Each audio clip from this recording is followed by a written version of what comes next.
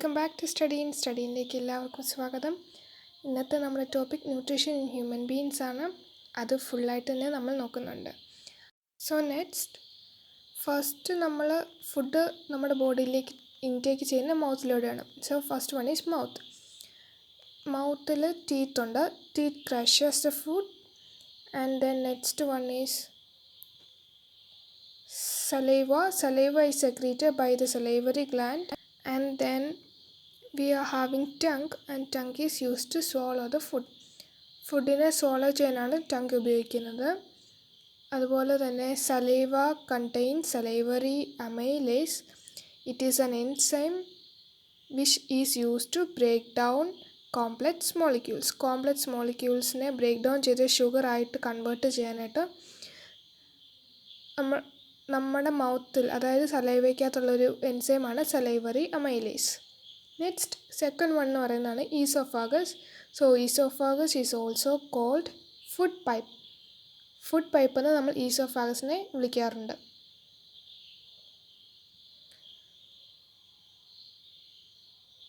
So food is taken from mouth to the stomach through oesophagus or food pipe. Food pipe അല്ലെങ്കിൽ ഈസോഫാഗസിലൂടെയാണ് മൗത്തിൽ നിന്നും സ്റ്റൊമക്കിലേക്ക് നമ്മൾ food pass ചെയ്യുന്ന ആ പൈപ്പ്, അതാണ് ഈസോഫാഗസ്. മൗത്തിൽ നിന്നും ഏനസ് വരെ എക്സ്റ്റെൻഡ് ചെയ്യുന്ന ലോങ് ട്യൂബ്, അതാണ് അലിമെൻ്ററി കനാൽ. ഇപ്പോൾ ഈ അലിമെൻ്ററി കനാലിൻ്റെ ലൈനിങ്ങിൽ മസിൽസ് ഉണ്ട്. ആ മസിൽസ് കൊണ്ടാണ് നമ്മളുടെ ഫുഡ് ഈ ഹോൾ അലിമെൻ്ററി കനാലിൽ മൂവ് ചെയ്യുന്നത്. കാരണം ആ muscles they will contract. So they will contract rhythmically in order to push the food forward. And this peristaltic movement occur all along the gut. നമ്മുടെ ഗട്ട് ഫുള്ളും ഈ റിതമിക് കോൺട്രാക്ഷൻ ഉണ്ടായിരിക്കും. അതുണ്ടെങ്കിൽ നമുക്ക് നമ്മുടെ ഫുഡിനെ ഫോർവേഡ് മൂവ്മെൻറ്റ് സാധിക്കത്തുള്ളൂ. സോ നെക്സ്റ്റ് പറയുന്നത് സ്റ്റൊമക്കാണ്. Actually stomach is actually a large organ and it expands when food enters it. Food നമ്മുടെ സ്റ്റൊമക്കിൽ എൻ്റർ ചെയ്യുമ്പം സ്റ്റൊമക്ക് എൻലാർജ് ചെയ്യും. Also the muscular walls of stomach helping mixing the food thoroughly with digestive enzymes. Digestive എൻസൈംസുമായിട്ട് ഫുഡിനെ mix ചെയ്യാൻ സ്റ്റൊമക്കിൻ്റെ walls സഹായിക്കും. And സ്റ്റൊമക്കിൽ ഗ്യാസ്ട്രിക് ഗ്ലാൻഡ്സ് ഉണ്ട് ആൻഡ് സ്റ്റൊമക്കിൻ്റെ വോളിൽ. So gastric glands are present in the wall of the stomach and they releases hydrochloric acid and pepsin. Pepsin is actually a protein digestive enzyme. Protein digest ചെയ്യാൻ ഉപയോഗിക്കുന്ന എൻസൈമാണ് pepsin. അതുപോലെ mucus. ഈ മൂന്ന് കാര്യങ്ങളെയാണ് ഗ്യാസ്ട്രിക് ഗ്ലാൻഡ്സ് റിലീസ് ചെയ്യുന്നത്. So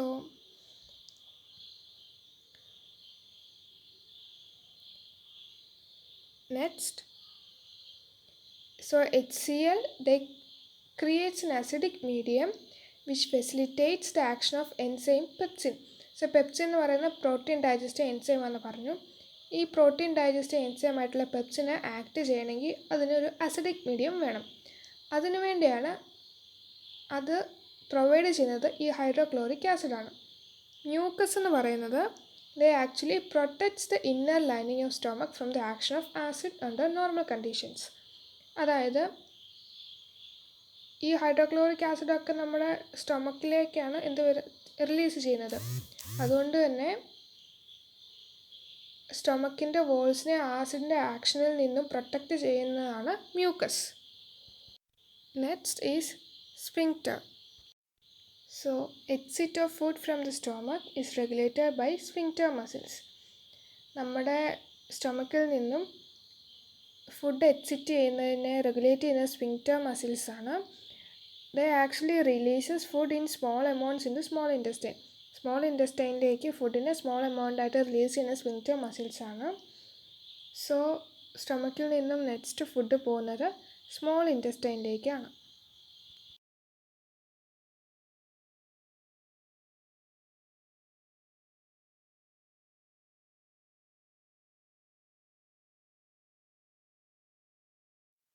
next small intestine. Small intestine എന്ന് പറയുമ്പോൾ തന്നെ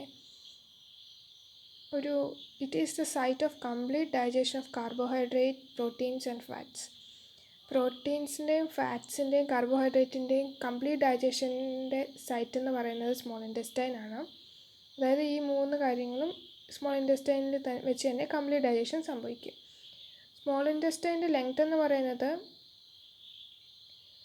അത് ഓരോ ഓർഗാനിസത്തിലും വേരി ചെയ്യും. ഓരോ ആനിമൽസിലും ഓരോ ലെങ്ത് ആയിരിക്കും.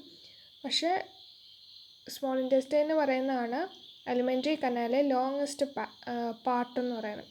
എലിമെൻ്ററി കനാലിലെ ലോങ്ങസ്റ്റ് പാർട്ട് സ്മോൾ ഇൻറ്റസ്റ്റൈൻ ആണ്. നെക്സ്റ്റ് പറയുന്നതെന്ന് വെച്ചാൽ സ്റ്റൊമക്കിൽ നിന്ന് വരുന്ന ഫുഡ് ഒരുപാട് അസിഡിക് ആയിരിക്കും. സോ അതിനെ ആൽക്കലൈൻ ആക്കേണ്ടതുണ്ട്. അപ്പം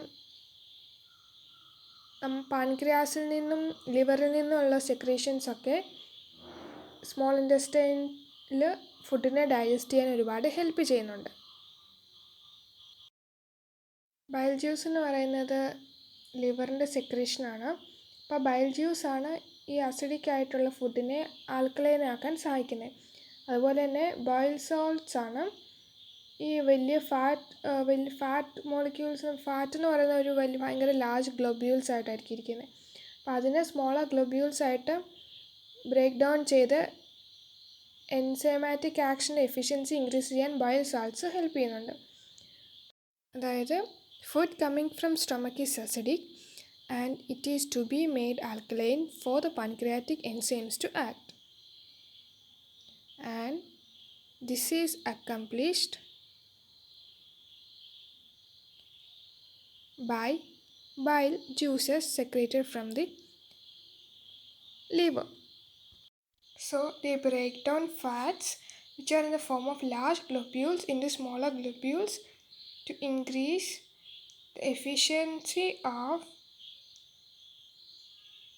enzyme action.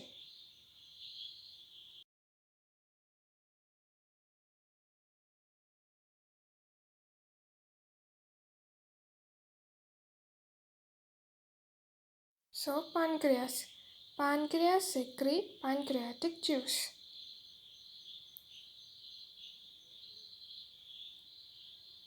And it contains enzymes like trypsin for digesting proteins and lipase for breaking down emulsified fats.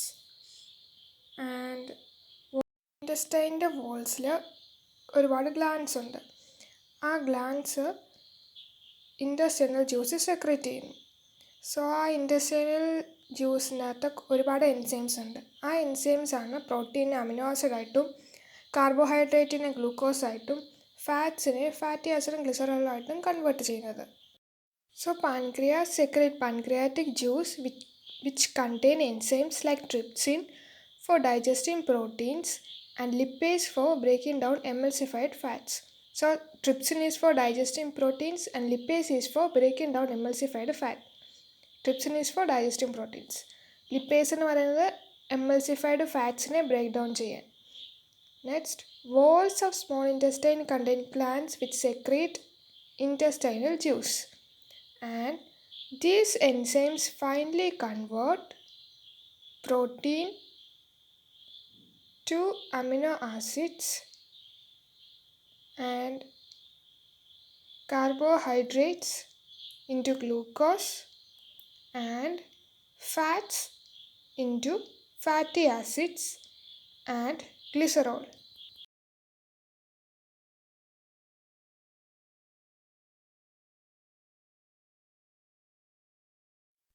Digested foods are taken to the walls of the intestine. അതായത് digest ചെയ്ത ഫുഡ്സിനെ ഇൻറ്റസ്റ്റൈൻ്റെ walls absorb ചെയ്യും. Next വില്ലയാണ്. Small ഇൻറ്റസ്റ്റൈനിലെ inner ലൈനിങ്ങിൽ ഒരുപാട് finger leg projections ഉണ്ട്. അതിനെയാണ് villa എന്ന് വിളിക്കുന്നത്. അവർക്ക് ഒരുപാട് ബ്ലഡ് വെസൽസ് ഉണ്ട്. ഈ ബ്ലഡ് വെസൽസാണ് ഡൈജസ്റ്റ് ചെയ്ത ഫുഡ്സിനെ അബ്സോർബ് ചെയ്യാൻ സഹായിക്കുന്നത്. Villi. So, inner lining of small intestine has various finger-like projections called villi, and they are richly supplied with blood vessels which take the absorbed food to each and every cell of the body. Next is large intestine. Unabsorbed ആയിട്ടുള്ള ഫുഡൊക്കെ large ഇൻറ്റസ്റ്റൈനിലേക്ക് പോവും. അവിടെ നിന്ന് ആ food മെറ്റീരിയൽസിൽ നിന്ന്, അതായത് unabsorbed ആയിട്ടുള്ള food മെറ്റീരിയൽസിൽ നിന്നും വില്ലൈ കുറച്ചും കൂടെ വാട്ടർ അബ്സോർബ് ചെയ്യും. ബാക്കിയുള്ള മെറ്റീരിയൽസ് നമ്മുടെ ബോഡിയിൽ നിന്നും ഏനസ് വഴി റിമൂവ് ചെയ്യും. സോ അതാണ് പറയുന്നത്, unabsorbed food are sent into the large intestine where villi will absorb water from this material, and then rest of the material which is not needed by our body is removed from the body through the anus, and exit of this waste material is regulated by the anal sphincter.